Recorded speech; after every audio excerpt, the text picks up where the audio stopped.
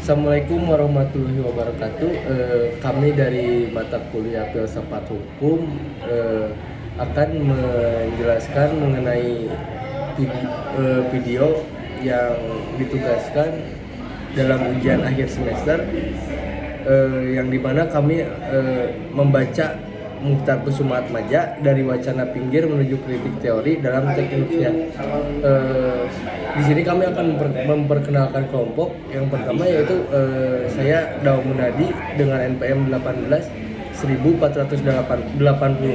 Kemudian ada Saya Cintia Tresanur Anugrah, NPM saya 18496, dan Saya Muhammad Asbi Rizgan Ujani dengan NPM 18485.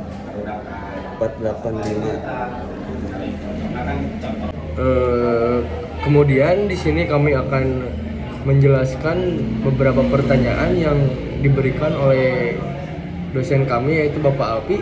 Yang pertama, tokoh siapa yang kalian bahas, yang dimana kami membahas bab 3 yaitu tokoh utamanya yaitu Pak Muchtar Kusumaatmadja.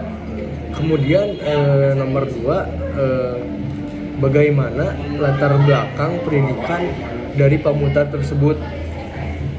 Latar belakang pendidikannya yaitu Pak Muchtar sarjana atau S1-nya dari Fakultas Hukum Universitas Indonesia yang di Jakarta pada tahun 1955. Kemudian melanjutkan studinya yaitu S2-nya di Sekolah Tinggi Hukum Yale yang dimana berada di Amerika Serikat pada tahun 1958. Kemudian dilanjutkan yaitu S3-nya di Fakultas Hukum Universitas Padjadjaran pada tahun 1962. Kemudian bagaimana latar profesi tokoh tersebut, latar belakang profesi tersebut, yang dimana Pak Muchtar ini merupakan wakil Indonesia pada Konferensi Hukum Laut Jenewa dan New York. Kemudian beliau ini adalah guru besar di Fakultas Hukum Universitas Pasundan.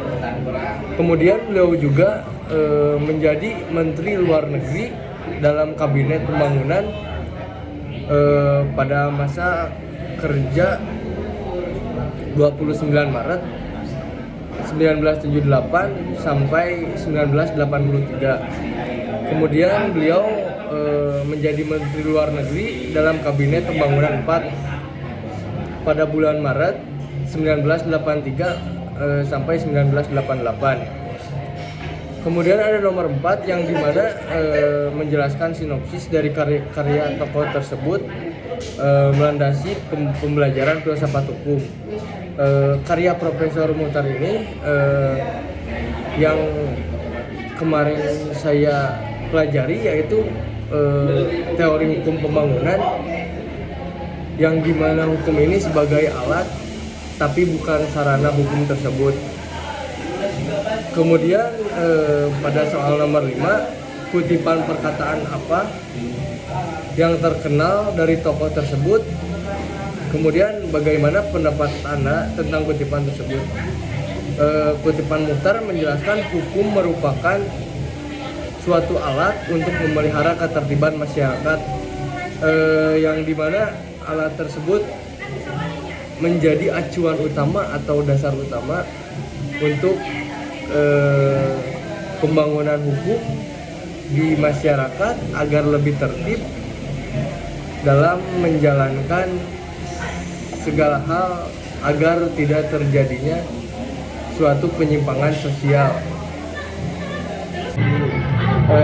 Selanjutnya akan dibacakan oleh Cynthia nomor selanjutnya. Dan di sini saya akan melanjutkan pertanyaan nomor 6, yaitu mengapa tokoh tersebut tertarik dalam filsafat di bidang ilmu hukum.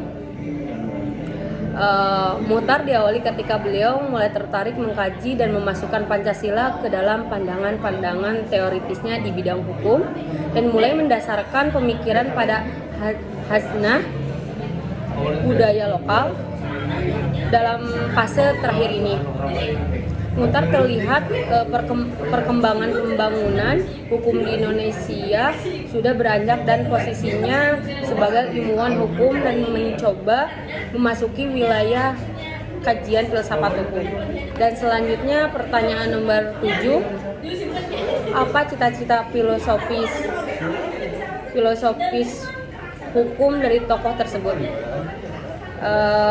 Teori pembangunan adalah pemikiran dari Muhtar Kusumaatmadja. Kemudian tujuan hukum menurut Muhtar Kusumaatmadja adalah untuk menciptakan sebuah ketertiban. Hal itu akan menjadi pokok terciptanya sebuah struktur sosial yang cenderung teratur. Selain itu, tujuan hukum yang lain adalah membuat sebuah keadilan yang sesuai dengan masyarakat dan zaman dapat terwujudkan. Dan selanjutnya pertanyaan nomor 7, ceritakan konsep teori dan tokoh tersebut. Teori pembangunan merupakan salah satu teori besar yang juga dikenal dengan ialah ideologi developmentalisme. Sesuai namanya, teori ini berporos pada aspek pembangunan, lebih khususnya pembangunan ekonomi dan pertumbuhan ekonomi. Dan selanjutnya soal nomor 9, mengapa tokoh tersebut mengajukan teori tersebut?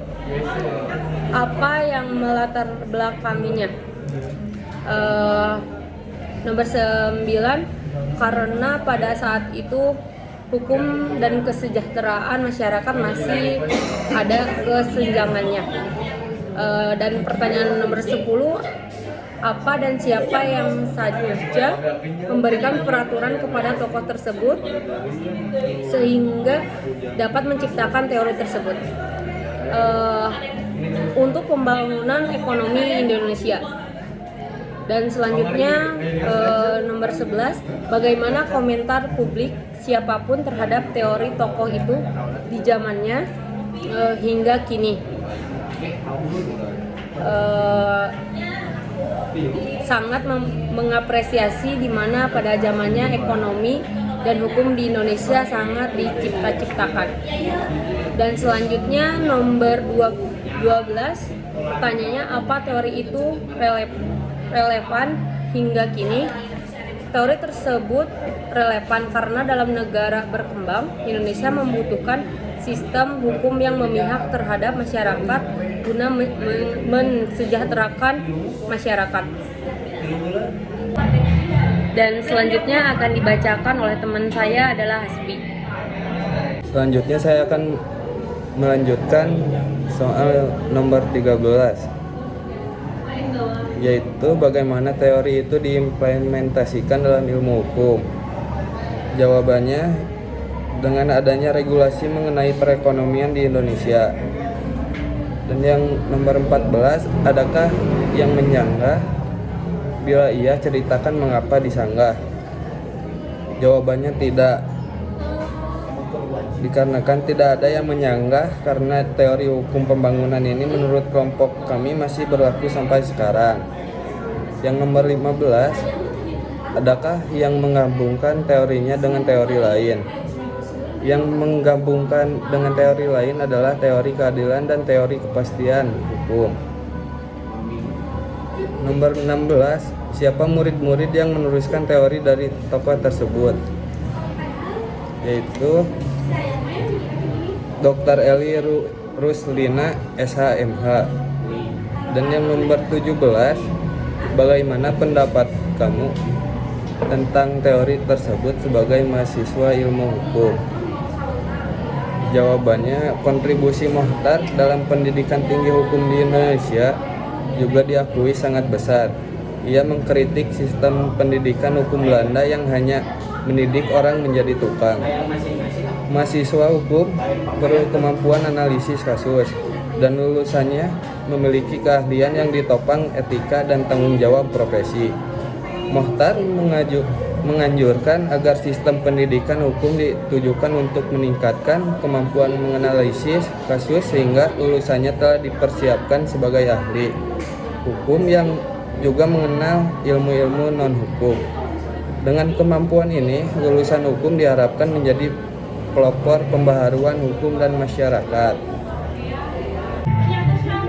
Mungkin sekian dari soal yang Bapak berikan,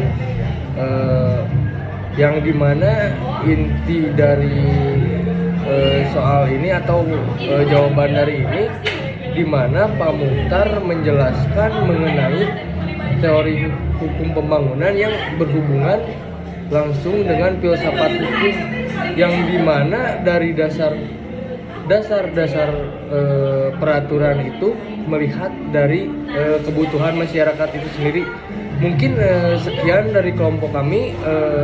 Maaf bila ada salah-salah kata atau sebagainya. Waalaikumsalam warahmatullahi wabarakatuh.